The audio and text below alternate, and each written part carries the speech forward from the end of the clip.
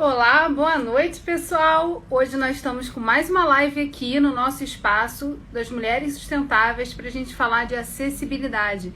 E a minha entrevistada de hoje é a Francis Monzo, que trabalha no Senado Federal. A Francis é assistente social e intérprete de Libras, trabalha há 8 anos na área de acessibilidade do Senado Federal e é mestranda em estudos de tradução pela Universidade de Brasília. Ela já chegou aqui. Vou chamá-la para dividir a tela comigo.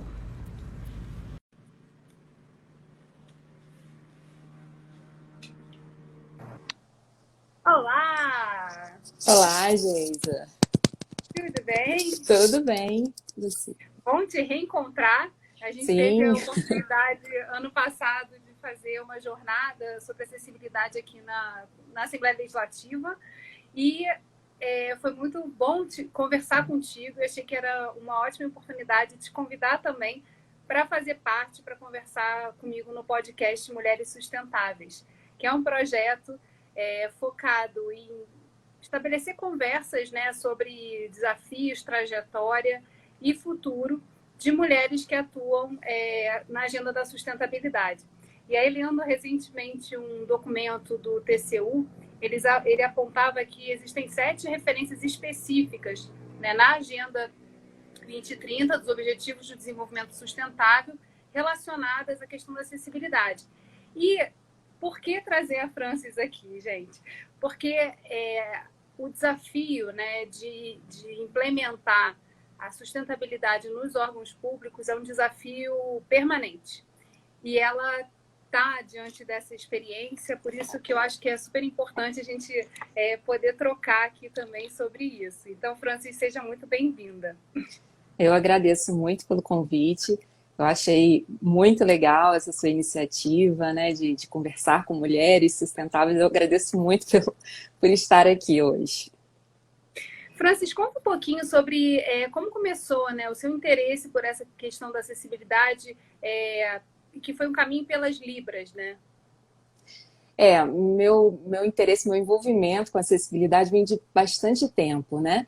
Eu sou de Barra do Piraí, interior do Rio, e na adolescência eu frequentava uma igreja e tinha uma família de surdos.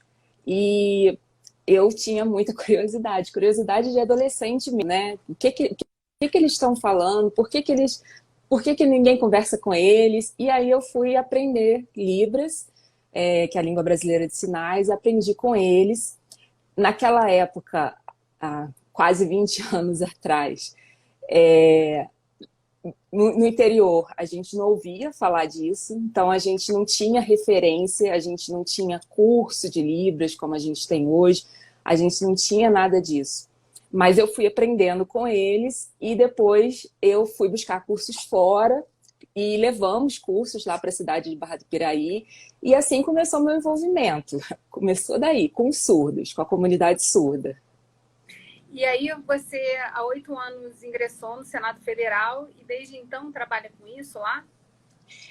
Na verdade, antes de eu ingressar no Senado, eu trabalhava como intérprete na UF, na Universidade Federal Fluminense em Niterói, e lá eu já comecei a interpretar uma disciplina, na verdade era uma pós-graduação, um curso de pós-graduação em educação especial.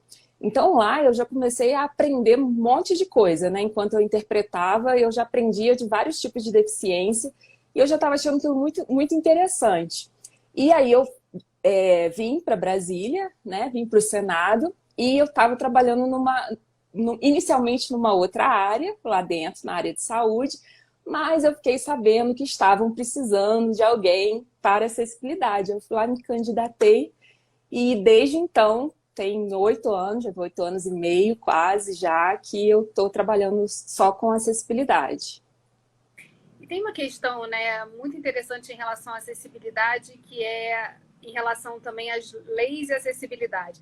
A gente tem muitas leis já que garantem direitos, que obrigam os órgãos públicos e a sociedade de uma maneira geral a criar ferramentas para tornar acessível, tornar o acesso mais possível, né, às pessoas portadoras de deficiência, só que isso na prática é muito complexo. Quando você fala, por exemplo, de uma estrutura como o Senado Federal, que é um prédio histórico, né, que foi construído numa época em que não se pensava sobre isso.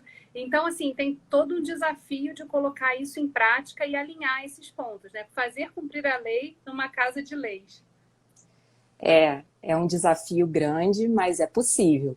A gente vai caminhando aos poucos, né? Hoje a gente tem lá no Senado o nosso plano de acessibilidade, que funciona da mesma forma que o plano de logística sustentável, e ali a gente estabelece nossos objetivos, as nossas metas, tudo que a gente quer atingir. E hoje a gente tem um plano de acessibilidade, é na nossa terceira versão, que a gente tem vários eixos temáticos, né? Porque muitas vezes a pessoa pensa em acessibilidade e só lembra da parte da acessibilidade física. É muito comum isso acontecer, né? A acessibilidade, até porque o símbolo da acessibilidade é aquela cadeira de rodas, né? O símbolo universal ainda é esse, mas estão tentando mudar, né? E a acessibilidade é muito mais do que isso, né? É muito amplo. Tem a questão física, como você disse lá no Senado, é um prédio tombado, é um prédio histórico, que foi construído numa época em que não se pensava, mas a gente tem que fazer as adaptações para todas as pessoas. Isso, assim, como a gente vai fazer, a gente vai discutindo, mas a gente tem que fazer. E aí é para isso que serve o plano, para a gente colocar tudo lá direitinho, o passo a passo. O que a gente vai fazer no Senado? Por onde a gente começa? A certeza é que não dá para fazer tudo de uma vez só, mas a gente vai começando. E aí a gente tem outros eixos temáticos também no plano, que é acesso à informação, mobilidade, gestão de pessoas, que tudo isso tem a ver com acessibilidade.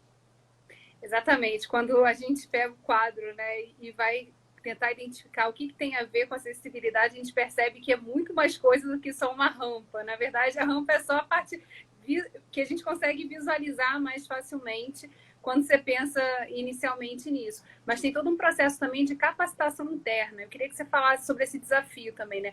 Porque há necessidade de sensibilizar, de trazer também as pessoas que têm deficiência para poder participar desse plano. Como é que isso é feito na prática? A gente tem um grupo de trabalho que faz o plano, né?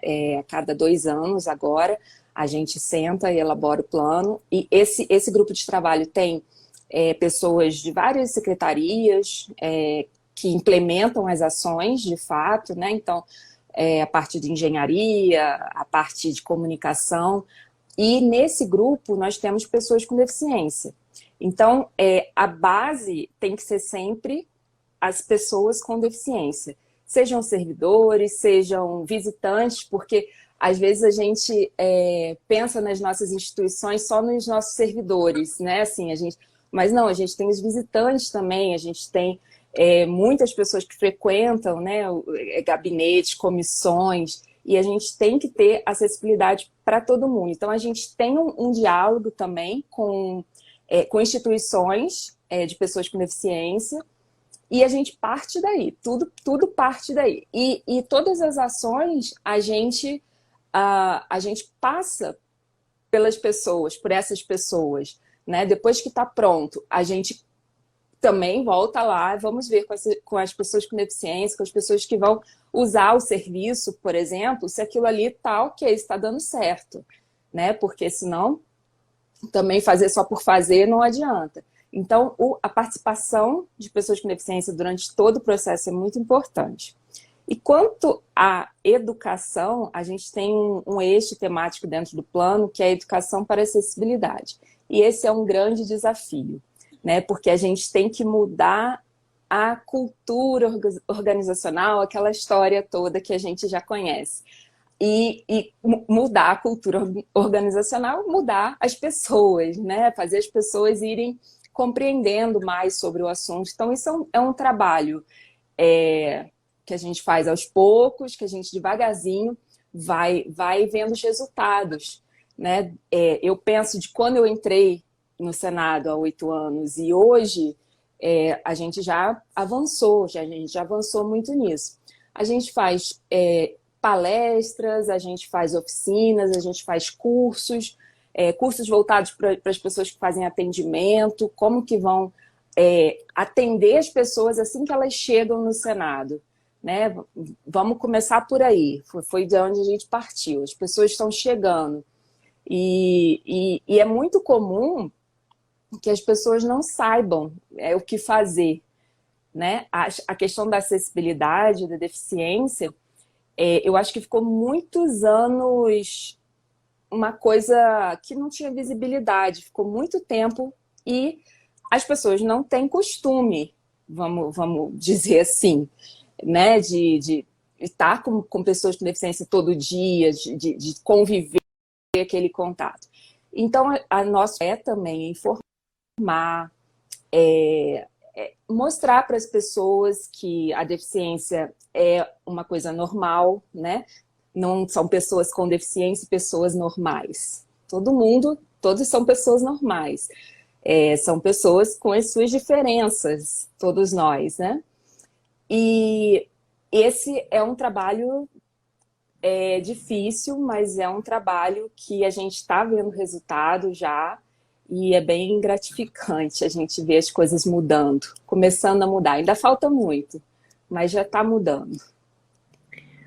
A gente fala de acessibilidade, tem acessibilidade à informação, a pessoa poder chegar até o local, ela saber como ela conseguir chegar até onde ela quer chegar lá dentro, ela conseguir ter a experiência e assim, completar todo esse ciclo. Você falou sobre essa questão da normalidade, a gente tem, na verdade, todos nós, em algum momento, também temos alguma deficiência. E, por exemplo, não temos dificuldades também de acesso a determinadas situações. Então, explicar, quer dizer, sensibilizar todos para que a gente possa tornar o mundo um mundo para todos, né? Que todos possam participar com igualdade de condições naqueles espaços, é um desafio permanente. Mas que eu acho muito interessante assim, o fato do Senado também ter uma política interna que dialoga com outras instituições. Aí eu queria que você contasse um pouquinho também como é que funciona. Você fala, tem um grupo interno discutindo isso, sensibilizando internamente as equipes, mas como é que é esse diálogo com outras instituições? Como é que isso funciona? Isso, a gente tem um grupo interno, um grupo de trabalho, mas esse é só do Senado mesmo, e a gente tem uma rede.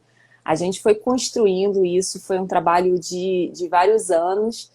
Quando a gente começou, a gente nem tinha a ideia de construir uma coisa formal mesmo. O que aconteceu é que a gente trocava muita informação. A gente queria fazer uma coisa no Senado, então a gente entrava em contato com a acessibilidade da Câmara. Como vocês fizeram aí? Aí outra coisa, a gente procurava o TCU e a gente ia procurando as outras instituições. E isso acontecia demais. Então, uma hora que a gente resolveu, olha, eu acho que seria legal se a gente se reunisse, né? E trocasse todas as experiências de uma vez só, a gente vai fazendo as coisas juntos, né? E foi o que aconteceu. A gente, hoje, na nossa rede de acessibilidade, nós somos, eu acho que agora são 9, até pouco tempo atrás eram 8 instituições, mas eu acho que agora já são 9, do Legislativo e do Judiciário também. E no âmbito dessa rede, a gente trabalha muito trocando experiência, trocando informação, e isso é muito importante, porque senão o nosso trabalho, a gente vai fazer muita coisa, talvez muito devagar. Quando a gente tem uma instituição que já está lá na frente, pode contar para a gente como que fez, o que deu errado, o que deu certo, né? Isso já avança, já é um avanço, né? A gente já começa lá na frente, vamos dizer assim. Então, é muito boa essa troca. Uma coisa interessante, recorrente, quando a gente está falando sobre a agenda da sustentabilidade, é essa questão da cooperação. Né? É uma agenda que as instituições não competem, elas cooperam, porque o conhecimento de um sempre pode servir para acelerar o processo do outro, de quem está chegando um pouquinho mais atrasado e que já entendeu que precisa agir. Eu queria que você contasse algum caso assim, né, de descoberta conjunta, né, de um desafio que foi viável. A sua solução foi viabilizada pela rede, assim, a partir da rede.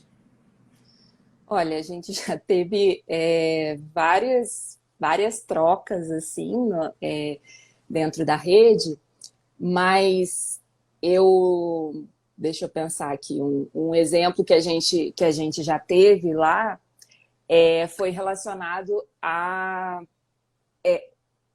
como fazer alguns contratos, são coisas que a gente resolveu dentro da rede. Porque acessibilidade, a gente precisa contratar vários serviços, intérprete de Libras, audiodescritor e outros, né? E a gente tem um caso que todas as instituições parece que tinham o mesmo desafio para resolver, que era no caso de uma pessoa que chega na instituição e a pessoa precisa de ajuda, precisa de auxílio. Quem é o profissional que vai prestar esse auxílio? Então, isso era uma coisa que cada instituição tentava resolver de um jeito. Hoje a gente ainda não padronizou, para falar a verdade, mas a gente já discutiu isso bastante, quais são os caminhos que a gente tem para fazer isso, fazer um contrato específico para esse tipo de serviço, ou se utilizar alguém que a gente já tem dentro da casa. Então, a gente conversou bastante sobre isso e tentamos achar as nossas soluções lá. Na verdade, é uma questão ainda sensível, tá? Mas que a gente continua discutindo no âmbito da rede. Porque, na verdade, assim, tem que ter... As deficiências são variadas, né? As necessidades são muito diferentes, né? De acordo com cada uma. Identificar o atendimento àquela específica, às vezes, demanda um movimento que o setor público, pela maneira como contrata, é mais difícil responder na velocidade que é necessária. Então, por exemplo, em questões do judiciário, né? Quando tem uma audiência que precisa ter algum tipo de assistência, isso é necessário, tem todo um desafio aí a se vencer. E aí, discutindo no grupo, fica mais fácil saber, de repente, não, nesse departamento tem alguém que pode salvar aí o dia e poder fazer essa troca, né? Porque a gente trabalha na parte de acessibilidade com o que a gente chama de desenho universal, né? Então, é um conceito de que todos os espaços, todos os serviços, eles têm que ser totalmente acessíveis para todos. E aí a gente está falando de todos, não só pessoas com deficiência, mas gestantes, idosos, crianças, a gente está falando de todos, né? De todas as pessoas. Só que existem algumas deficiências que vão ter necessidades específicas, e essas são talvez as que nos trazem alguns tipos de desafios dentro das instituições públicas, né? Nós temos, por exemplo, uma senadora que é tetraplégica, que é a senadora Mara Gabrilli, e na época que ela chegou, a gente teve essa questão, porque, por exemplo, ela precisa de cuidador 24 horas por dia, né? Ela precisa de ter alguém para ficar ali com ela. Então, primeiro ela foi deputada, foi uma questão resolvida na Câmara, e depois veio para o Senado. Então, foi uma coisa também que a gente trocou. Como que a gente vai fazer? Quem são essas pessoas que vão ficar com ela? Né? Quem são esses profissionais? Como que é o contrato deles? Estou falando muito de contrato, mas a gente tem essas questões, né? Que isso não está na lei, isso não está na norma técnica, isso está no dia a dia, no desafio que a gente enfrenta. Na vida, né? Que é resolver as questões quando elas surgem.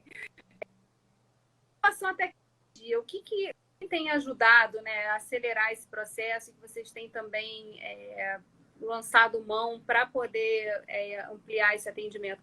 Tem um ponto interessante, eu só queria fazer um parênteses aqui antes dessa resposta, que é a questão, assim, você falou de todas as pessoas, estar acessível a todas as pessoas. Aí você fala, por exemplo, a descrição dos textos, né, nos sites permite, por exemplo, a quem tem dificuldade de leitura, acessar, entender o que está acontecendo ali. Então, a gente está falando assim de um acesso muito mais amplo do que simplesmente da pessoa com deficiência. E eu acho que, nesse ponto, isso ajuda também a sensibilizar quem está escutando, que às vezes fala, poxa, eu nunca tive contato com nenhuma pessoa com deficiência, então não sei como agir nesse momento. Mas aí a gente entender que as necessidades são variadas e de todos, ajuda também a sensibilizar para a gente dar esse passo em direção a olhar e adaptar os espaços. Mas aí, voltando a essa questão da tecnologia, como é que a tecnologia ajuda também nisso? A tecnologia, ela ajuda de muitas formas, principalmente as pessoas que têm alguma deficiência sensorial, né, que é o caso das pessoas surdas, pessoas cegas. Por exemplo, vamos pensar antigamente o surdo, como que ele se comunicava com outro surdo? Só através de mensagem de texto, né? Só através... Antes, quando não tinha celular, era só pessoalmente, né? Com o celular já foi através da mensagem de texto, e hoje as videochamadas né, as pessoas já se comunicam diretamente em língua de sinais, então isso é uma coisa que facilitou muito a vida dos surdos. Em relação às pessoas com deficiência visual também, né, se a gente colocar direitinho a descrição, a pessoa pode ter acesso, né, pode saber o que está ali naquela página, naquela rede social, e pode saber de muitas informações, né? Mas é a questão. A gente pode desenvolver o site acessível, por exemplo, na nossa instituição. Mas se eu que vou alimentar o site não colocar a descrição lá, não fizer as coisas de uma forma que eu esteja pensando na pessoa com deficiência, não vai adiantar nada. Né? Então, por isso que a gente precisa muito capacitar as pessoas, dar treinamento para as pessoas dentro da instituição, para que elas saibam, porque às vezes a pessoa nunca parou para pensar nisso. Né? É uma novidade. A gente faz as oficinas lá no Senado e de repente parece assim que eu estou falando uma coisa muito óbvia, mas você vê no rosto das pessoas assim que é novidade. As pessoas nunca pensaram nisso. Então, é importante a parte da educação.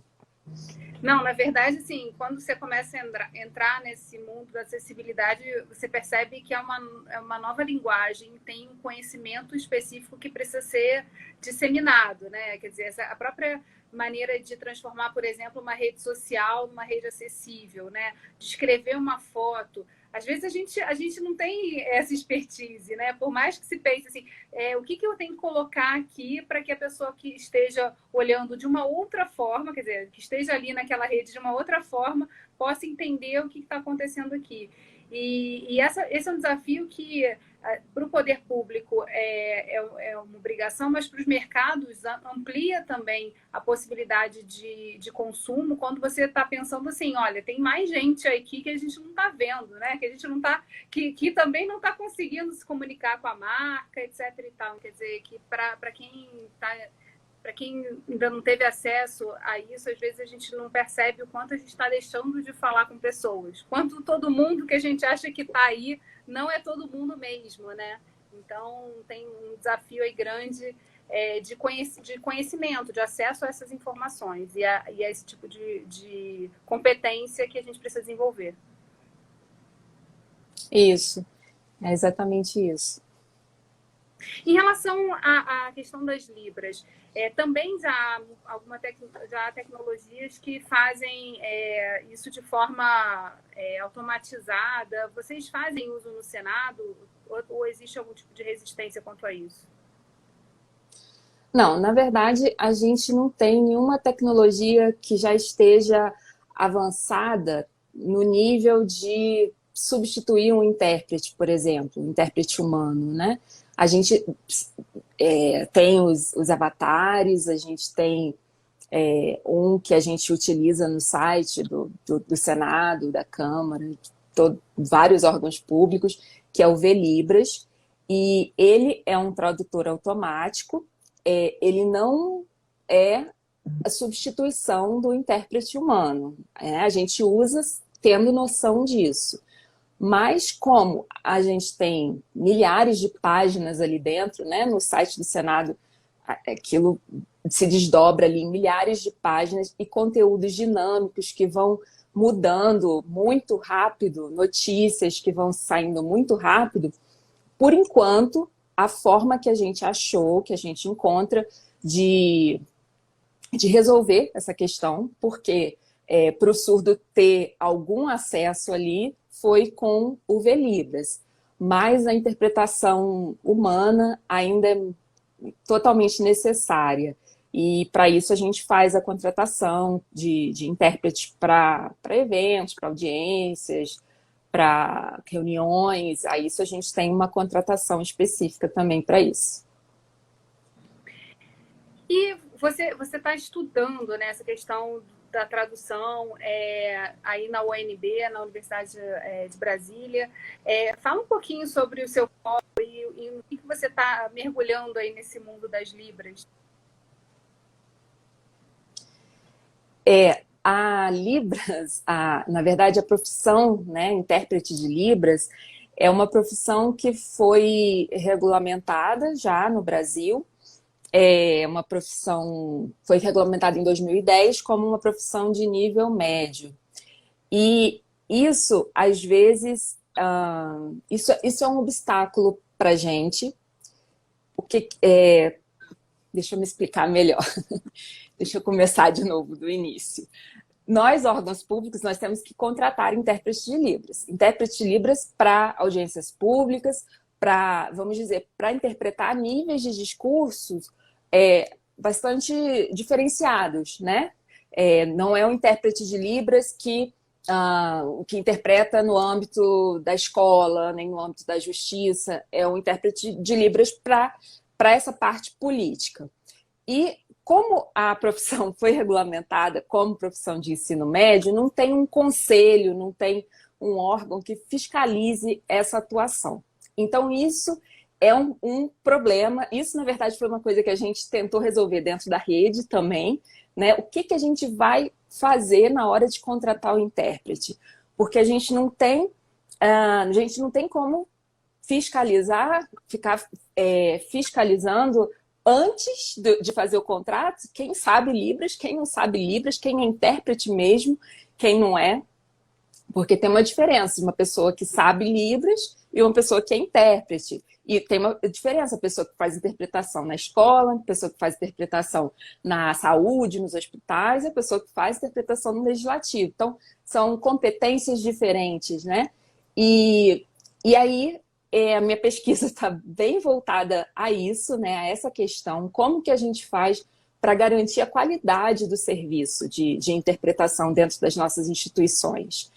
E estou desenvolvendo bastante coisa relacionada a isso. Voltando também a essa questão de como estabelecer também uma contratação que consiga identificar essas nuances, essas diferenças, né? E o que você precisa também fazer internamente para treinar a pessoa, o intérprete, para poder pegar essas diferenças, entender o processo legislativo, que a gente sabe precisa ser traduzido para todo mundo mesmo, assim, não é algo trivial nem muito simples, né? Tem todo lá um rito que é diferenciado e que precisa ter tradução para todo mundo, né? Sim, sim, é uma área específica, né? E o que a gente vê, às vezes, em alguns órgãos públicos, e é uma coisa muito ruim, é que às vezes se contrata o intérprete, mas, na verdade, ele não sabe interpretar. Aquela pessoa não tem ainda a formação como intérprete, não tem ainda competências necessárias. Então, você contrata, você gasta dinheiro público e fica todo mundo batendo palminha, ó, que lindo, intérprete de Libras, né? Porque a gente ainda tem muito isso, né? Ó, que lindo, que legal, mas ele não está fazendo nenhum tipo de acessibilidade para o surdo. Então, a gente está contratando, a gente está dentro da lei, cumprindo a norma, mas o surdo ali continua sem acesso. Então, isso pode parecer uma questão assim simples, mas não é, né? A gente, é só contratar. Contratar, mas quais são os parâmetros, né? O que que a gente vai, quais são os requisitos? O que que a gente vai pedir desse profissional?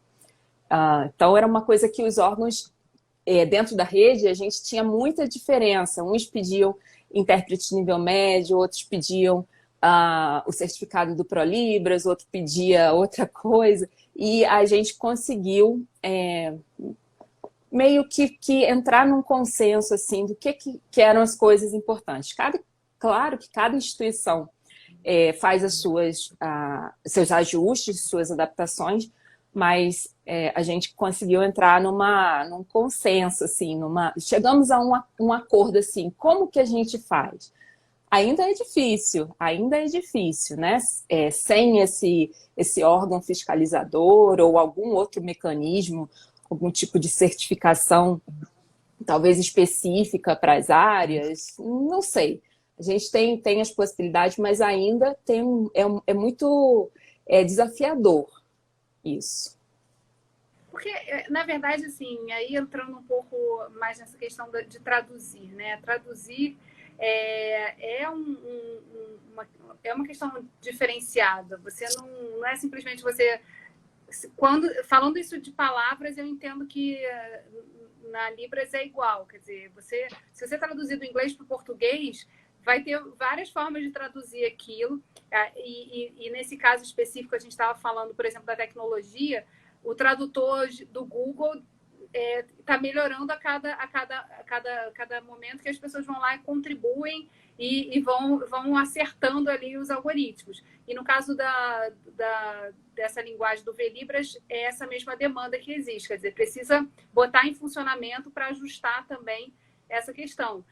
Mas no caso, assim, hoje, da nossa tecnologia pessoal, das ferramentas que a gente precisa para colocar isso em prática, não é um processo que, assim, demanda um tempo, um conhecimento maior, mergulhar naquelas sutilezas da língua, da forma como... E é uma linguagem também que é de movimento. Então, assim, para dar velocidade ao que a pessoa está falando e interpretar aquilo. Então, acho que é um ponto aí bastante desafiador. Eu entendo que tem aí várias nuances que precisam ser vencidas, né?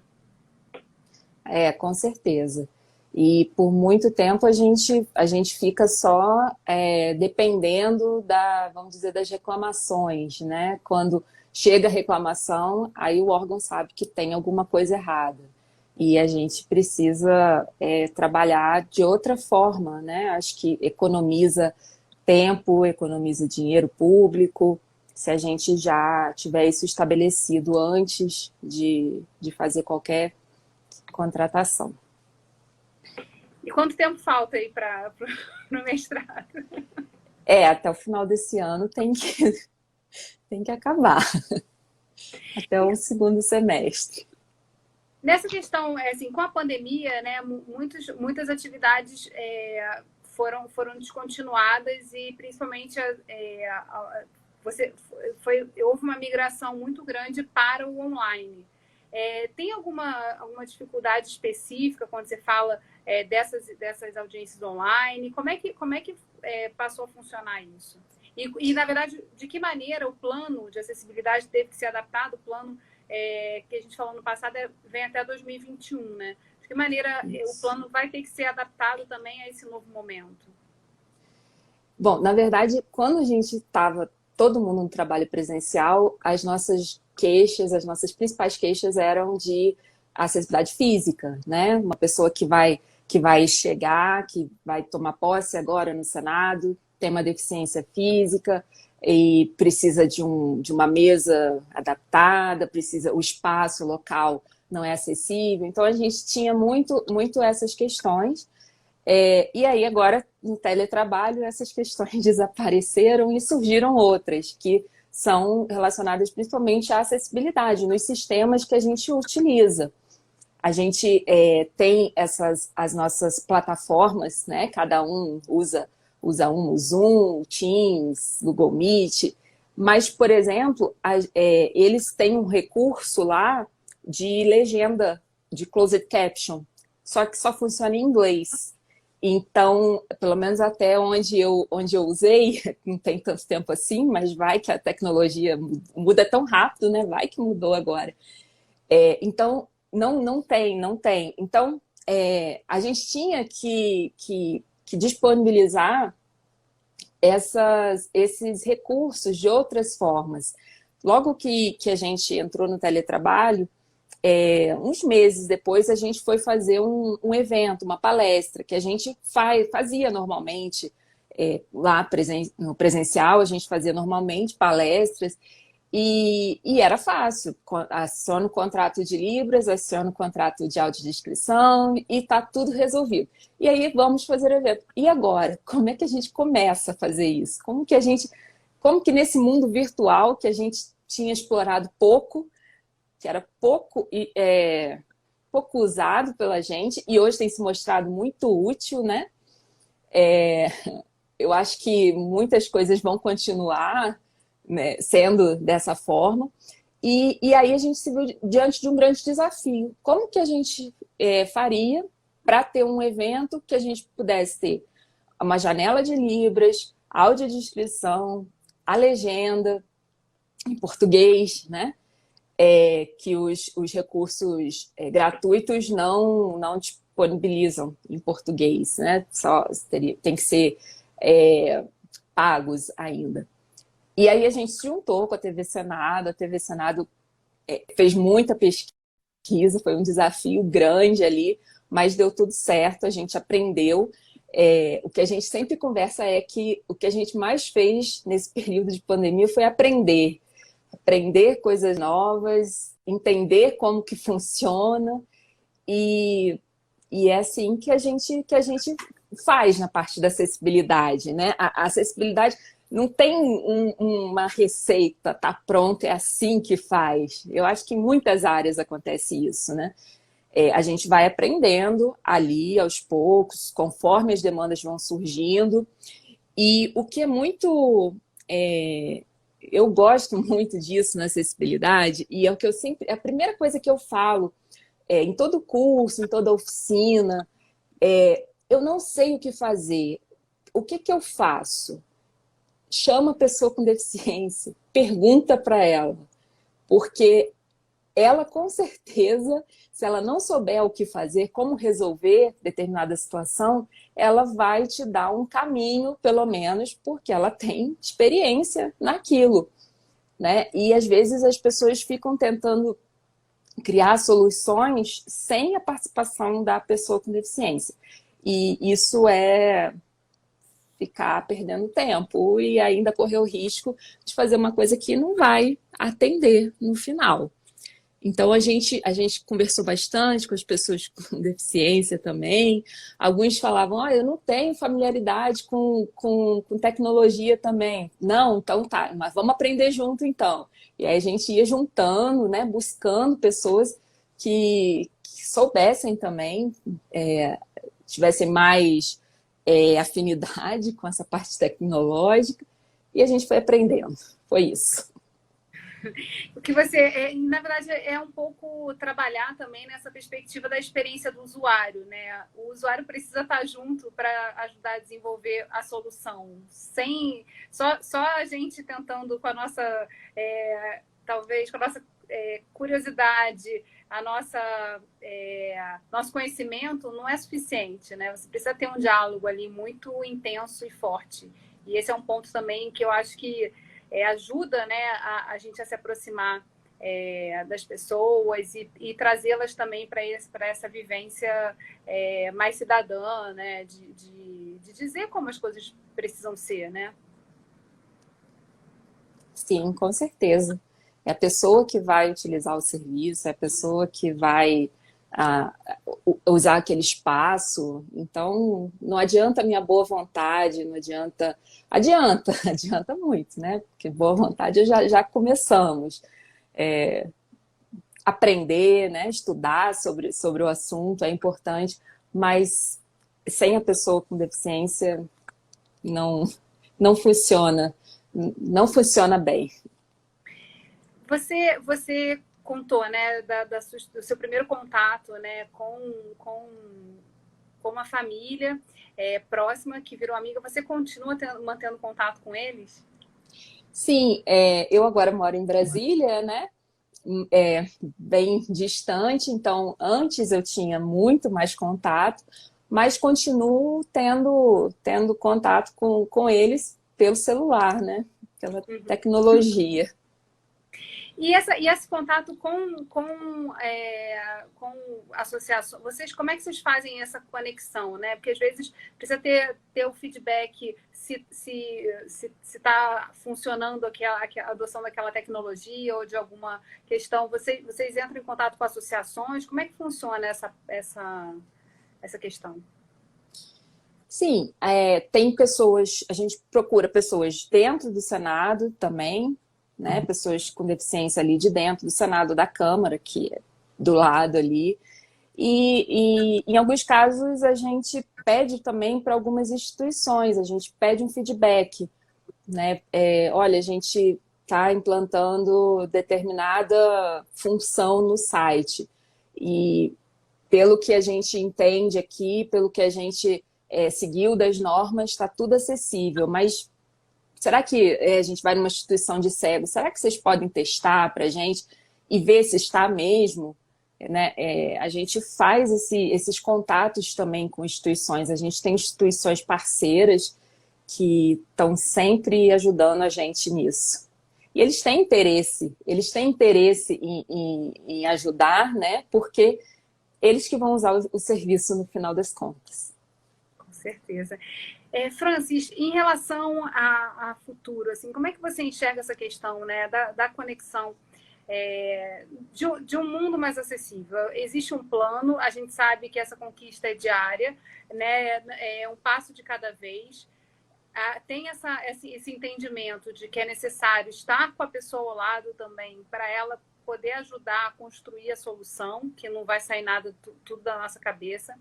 É um processo de aprendizado contínuo, né? Então, por mais que a gente tenha normas, regras e padrões estabelecidos, é preciso também entender a realidade e a possibilidade, né, e os limites, né, de implementação de cada uma dessas soluções.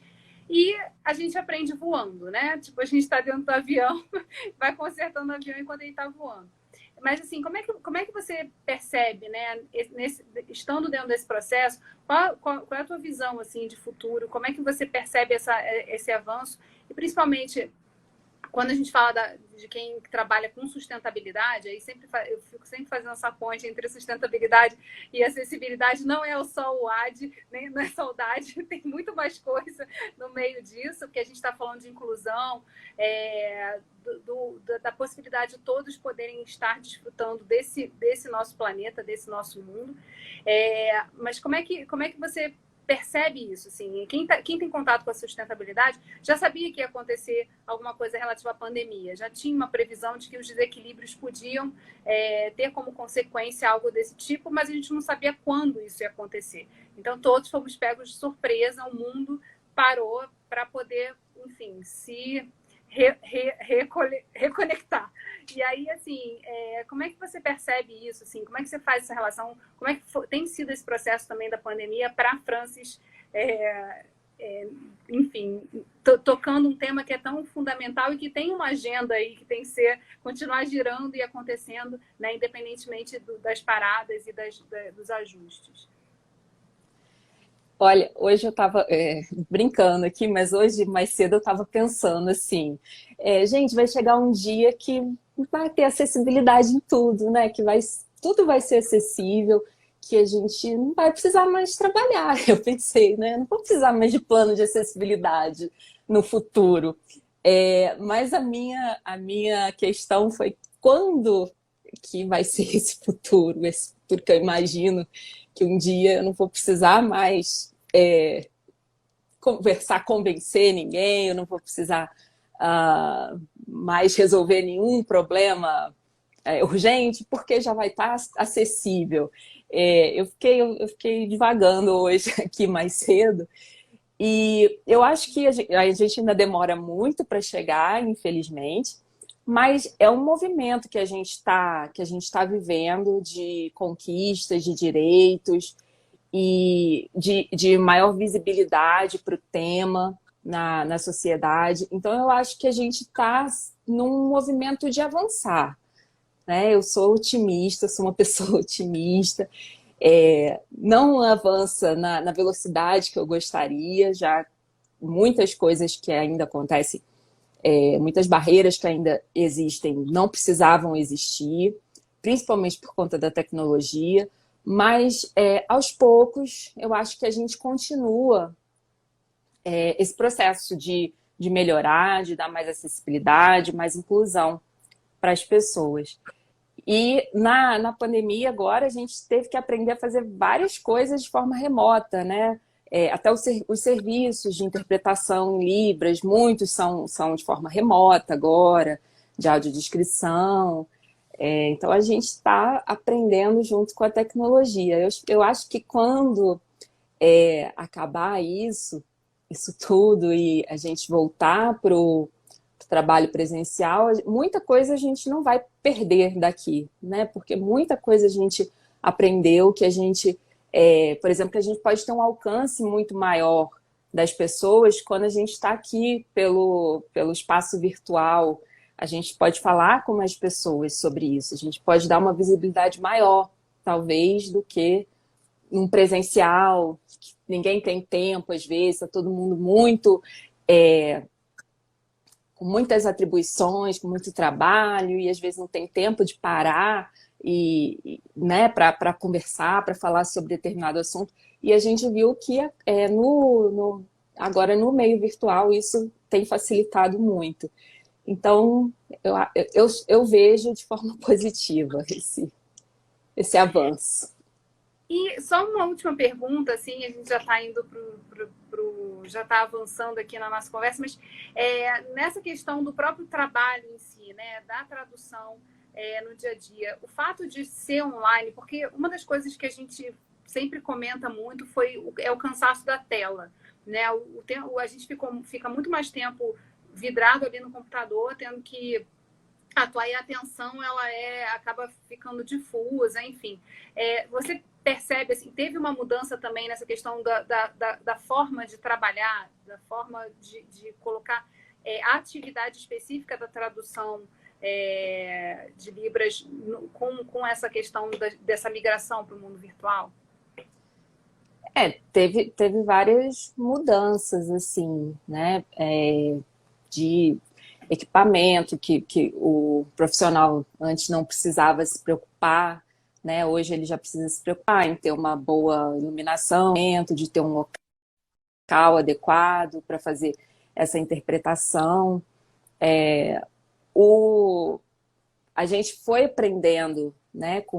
No início, a gente foi ajustando tudo isso, mas a gente teve que se adaptar, principalmente em relação a isso, né? E também em relação a você não estar também mais em contato direto ali com o surdo, né? Quando você está interpretando e você está vendo o surdo ali, é uma coisa bem diferente do que interpretar só para o celular, só na frente do celular. É muito diferente, né? Esse tipo de interação que a gente tem com eles, com as pessoas,